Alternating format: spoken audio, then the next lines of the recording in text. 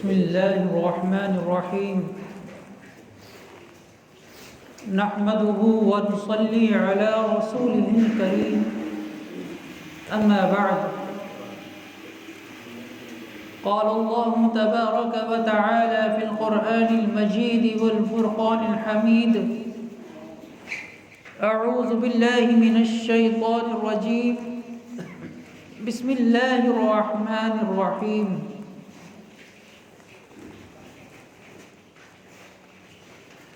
يا أيها الذين آمنوا لا ترفعوا أصواتكم فوق صوت النبي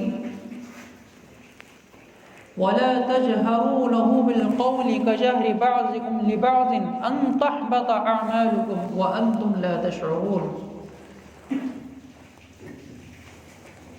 صدق الله العظيم اللهم صل على سيدنا ومولانا محمد وعلى آل سيدنا ومولانا محمد وبارك وسلم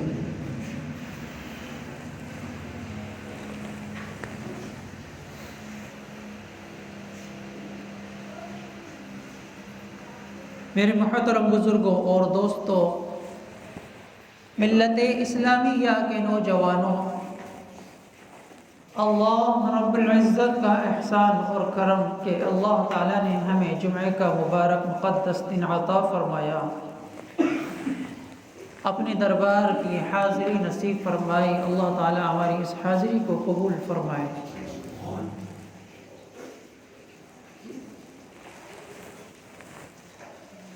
اللہ رب العزت نے تمام مخلوقات کو پیدا فرمایا، کم و بیش 18,000 مخلوقات اللہ رب العزت نے پیدا فرمائی، اور اس مخلوق کے اندر سب سے افضل مخلوق جو اللہ نے بنایا وہ اس انسان کو بنایا۔ سب سے افضل اور سب سے اشرف مخلوق اللہ رب العزت نے انسان کو بنایا، اور اس کے علاوہ وہ جتنی بھی مخلوقات ہیں وہ تمام کے تمام مخلوقات اللہ رب العزت نے انسان کے لیے بنائی، انسان کی ضروریات کے لیے، انسان کی خدمت کے لیے اللہ رب العزت نے بنائی۔ اور اللہ نے اس انسان کو جو بنایا وہ اپنی عبادت، اپنی فرما برداری اور اطاعت کے لیے پیدا فرمایا۔ تو 18,000 مخلوقات میں اللہ رب العزت نے جتنی بھی مخلوقات ہیں وہ تمام کی تمام انسان کے لیے بنائی، اور انسان کو اللہ رب العزت نے اپنے لیے، اپنی عبادت کے لیے بنایا۔ اور پھر اللہ رب العزت نے انسان کو ہدایت کا راستہ دکھانے کے لیے، سکھلانے کے لیے، گمراہی سے نکل کر صراط مستقیم پر آنے کے لیے اللہ رب العزت نے ہر دور کے اندر اپنے مقرب پیغمبر، اپنے مقرب بندے مبعوث فرمائے، اور کچھ پیغمبروں کو اللہ رب العزت نے آسمانی کتابیں اور صحیفے دے کر، جو اللہ رب العزت کا ایک نظام تھے اور اللہ رب العزت کا ایک اصول اور قانون تھے، وہ دے کر بھیجا۔ انہی کی تعلیمات کے مطابق پیغمبران اسلام نے انسانیت کو ہدایت کا راستہ دکھلایا اور ہدایت کی دعوت دی۔ ایسے ہی اس امت کے اندر بھی اللہ رب العزت نے، جو کہ آخری امت ہے، سب سے آخری پیغمبر محمد عربی صلی اللہ علیہ وسلم کو مبعوث فرمایا، اور سب سے آخری کتاب اللہ رب العزت نے قرآن کریم دے کر اللہ رب العزت نے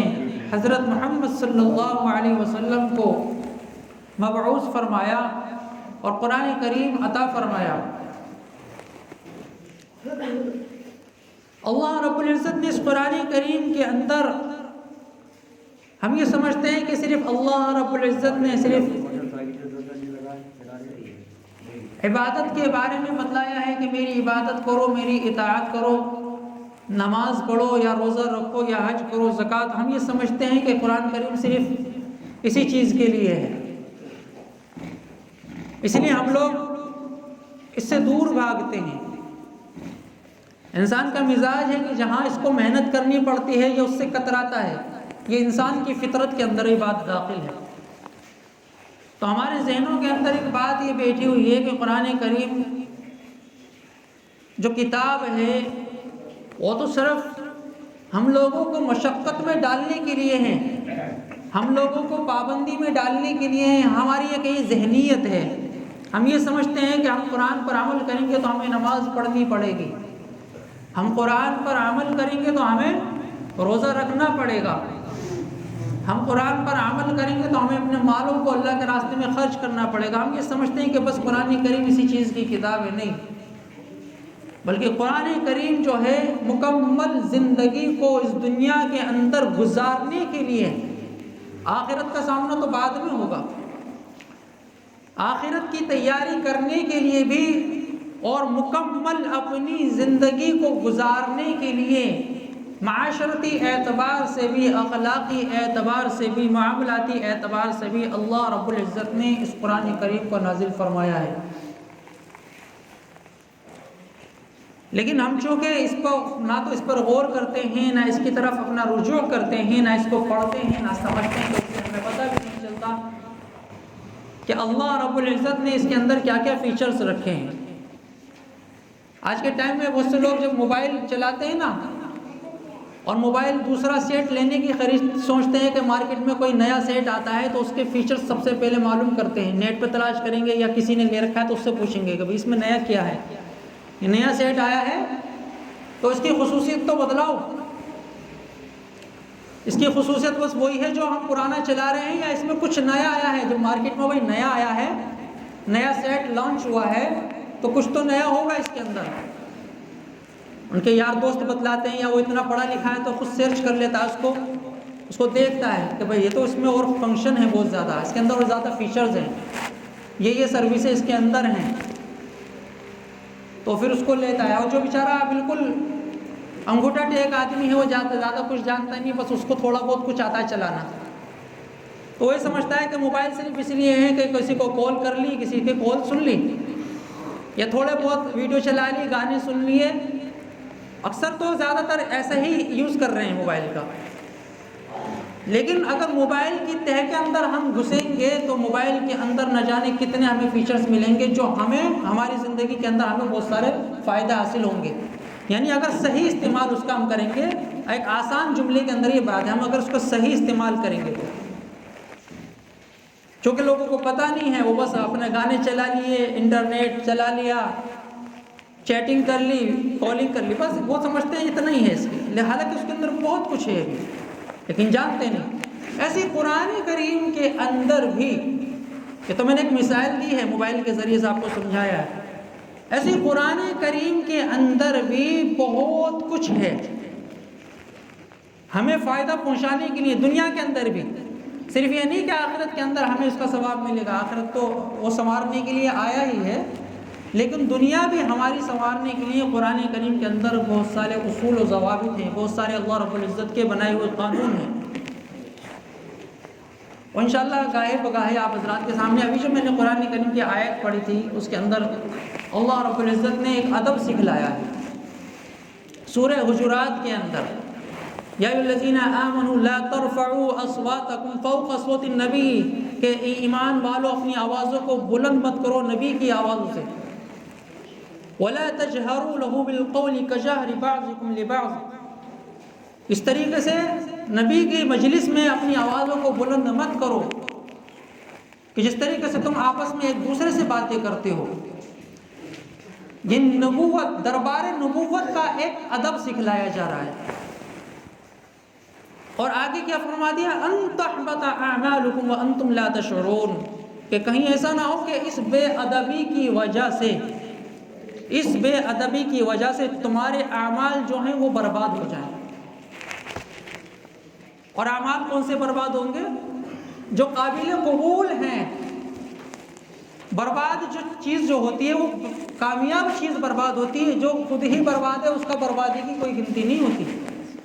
تو جہاں بھی قرآن کریم کے اندر اعمال کے ختم ہو جانے کا، اعمال کے ضبط ہو جانے کا، برباد ہو جانے کا ذکر آتا ہے، وہ اعمال وہ ہوتے ہیں جو قابل قبول ہوتے ہیں، وہ اعمال نہیں ہوتے کہ جو قابل قبول ہی نہیں ہیں۔ تو اس بے ادبی کا سب سے بڑا نقصان آگے خود اللہ رب العزت نے بتا دیا کہ تمہارے جو بھی نیک اعمال ہیں وہ کہیں برباد نہ ہو جائیں۔ اب اگرچہ یہ آیت جو ہے ایک خاص موقع پر دربار نبوت کے لیے اور دو صحابی کے متعلق ایک خاص واقعے کے پیش نظر یہ آیت نازل ہوئی کہ کچھ لوگ حضرت محمد عربی صلی اللہ علیہ وسلم کی خدمت میں، دور دور کے قبائل کے لوگ، جب ان کو پتہ لگتا تھا کہ ایک پیغمبر آئے ہیں اور انہوں نے نبوت کا دعویٰ کیا ہے، وہ اللہ کے نبی ہیں، تو لوگ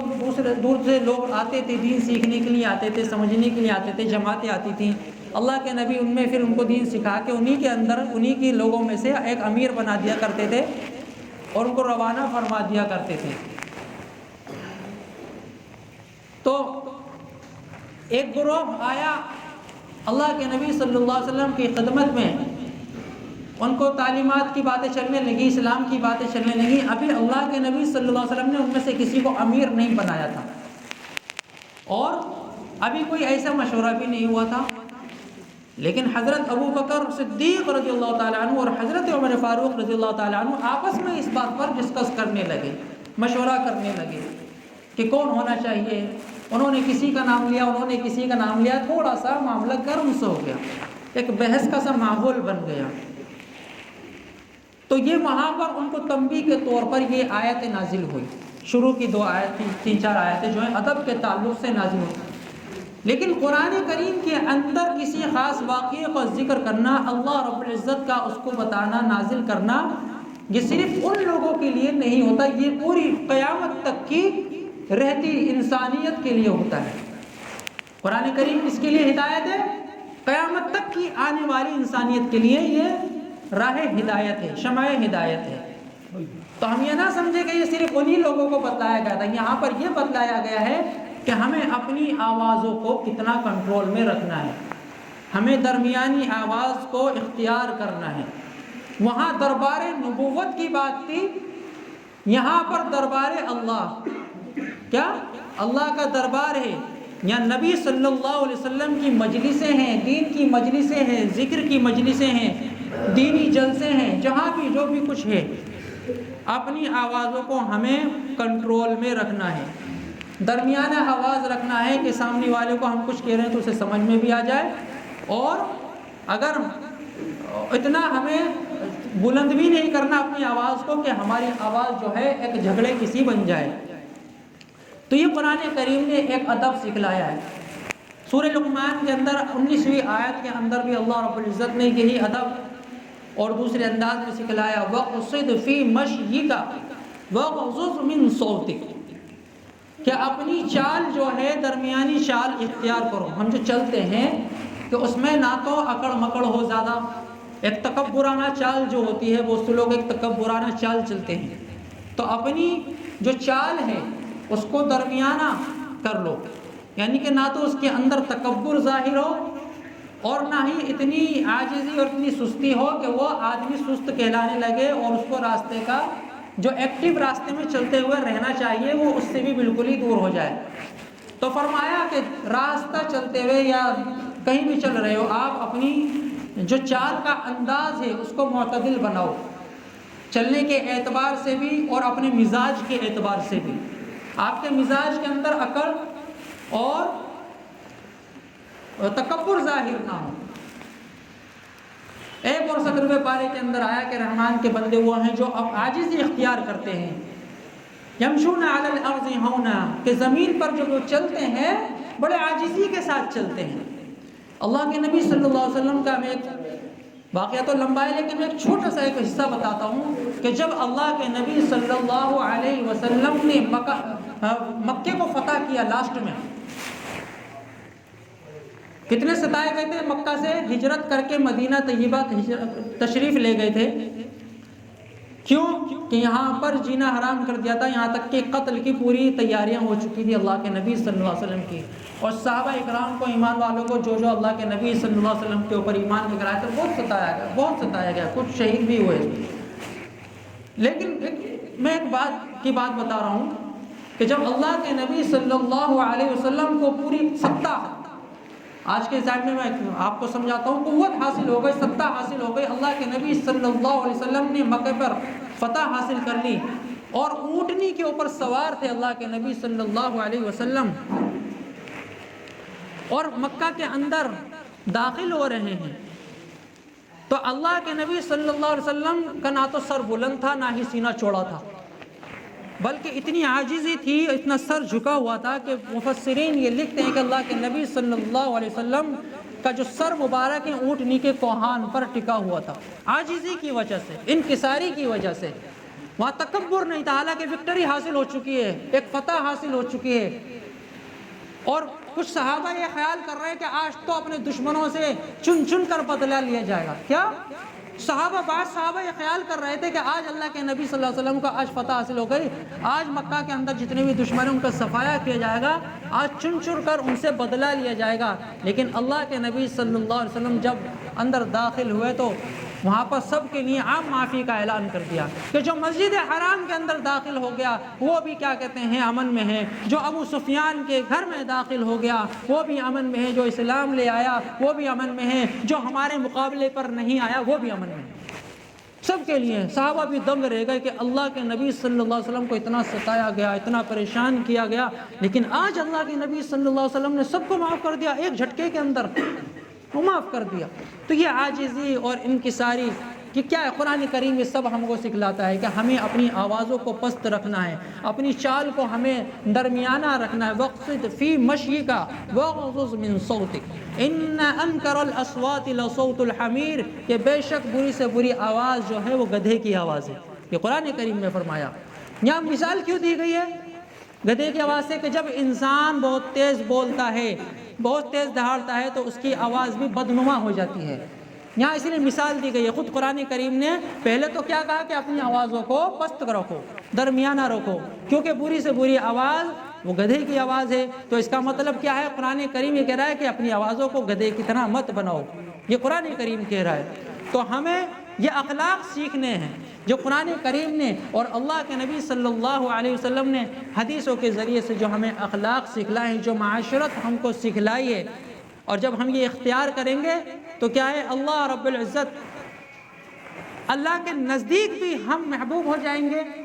اور اللہ کے جو نیک مقرب بندے ہیں ان کے نزدیک بھی ہم محبوب ہو جائیں گے، اور اللہ تعالیٰ جس کے دل میں ہماری محبت ڈالنا چاہے گا اللہ رب العزت اس کے دل میں ہماری محبت ڈال دے گا، کیونکہ جب ہم اللہ کے محبوب ہو گئے، اللہ کے احکام کے اوپر عمل کرنے کی وجہ سے ہم اللہ کے محبوب ہو گئے، تو کیا ہوگا پھر؟ اللہ رب العزت جس کے دل میں چاہے گا ہماری محبت ڈال دے گا۔ یہاں تک کہ حدیث کے اندر آیا ہے کہ جب اللہ رب العزت کسی سے محبت کرتا ہے، اللہ تعالیٰ آسمان پہ فرشتوں میں اعلان کرتا ہے کہ بلا بندے سے میں محبت کرتا ہوں، تم اس سے محبت کرو۔ وہ فرشتے پھر دوسرے فرشتوں کو یہ پیغام پہنچاتے ہیں کہ اللہ رب العزت نے حکم جاری کیا ہے کہ اللہ اس بندے سے محبت کرتے ہیں، تم بھی محبت کرو۔ اے فرشتوں، اے چوتھے آسمان والو، اے تیسرے آسمان والو، اے پہلے آسمان والو، سب کو یہ پیغام پہنچا دیتا ہے۔ وہ زمین کے چرندوں کو، پرندوں کو، اور حشرات الارض ہے، جنگلی درندے ہوتے ہیں، ان کے لیے اللہ ان کو بھی یہ پیغام پہنچا دیا جاتا ہے کہ یہ اللہ کا بندہ مقرب بندہ ہے، محبوب بندہ ہے، تم اس سے محبت کرو۔ بزرگان دین کے بہت سارے واقعات ایسے ہیں کہ وہ درندوں کے سامنے سے، شیر کے سامنے سے گزر گئے اور انہوں نے ان کو کچھ نہیں کہا، کیونکہ انہوں نے اللہ کے نزدیک اپنا ایک مقام بنا لیا تھا، اللہ نے زمین میں اس کا مقام بنا دیا۔ تو مقام تو ہم جتنا بنائیں گے، جتنا گہرا بنائیں گے، ہمارا مقام بنے گا۔ اللہ تعالی ہم سب کو عمل کی توفیق عطا